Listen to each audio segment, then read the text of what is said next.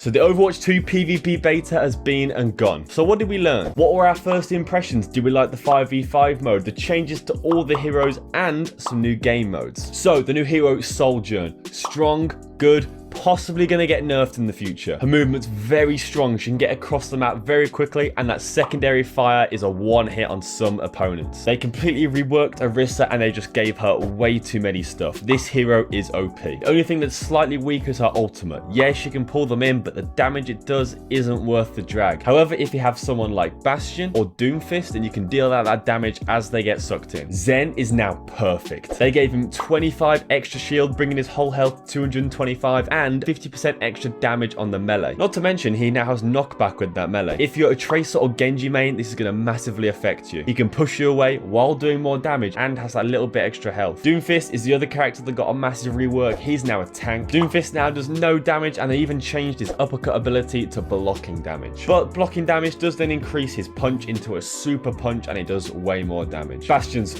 amazing. Bastion's great fun. Driving around and using your turret form is just mental. But do be warned, it's on a cooldown, and you can't just constantly transform in and out of that state, so you got to use it wisely, especially since there's no self-heal anymore. Oh, and they completely broke Mercy. They tried to change her shift ability to bring her closer to her teammates, except they made it so that she can glitch all the way to the top of the ceiling. I mean, literally, take a look at some of this footage. She can really fly now. Yeah, actually, it's not a glitch. They did this on purpose, and you can do it by pressing the crouch key again. Anyway, back to the video. So 5v5, what are the good things? What are the bad things? First off, it's a lot less messy. You can see it a lot clearer what ultimates are being used, what abilities are being used, and where everyone is. If you're squishy, for example, Zen, Lucio, Mercy, you're a lot less safe now. Yeah, Zen has that extra melee damage and knockback, but the problem is, because there's only one tank now, you're going to struggle to get that defense that you require as a support. Don't get me wrong, still completely doable, but it just makes it less fun. Also, boys, just real quick, if you could take the time to like this video, I would really appreciate it, because it helps me out a lot, and maybe I can do it full time. Thank you very much. Dive is pretty much the meta going forward until they make some big changes, and shield, not that strong, but people like Soldier, Sojourn, Genji, things like that, the shield is kind of helpful, but you'll find because of Genji's and Sojourn's movements, you don't really need that shield because they can get in and out of danger very easily. But once a squishy dies or anyone dies, the fight is over. You may think I'm exaggerating here, and maybe a little bit, but the problem is, because there's so few players now, 5v5, once one of you dies, it's very,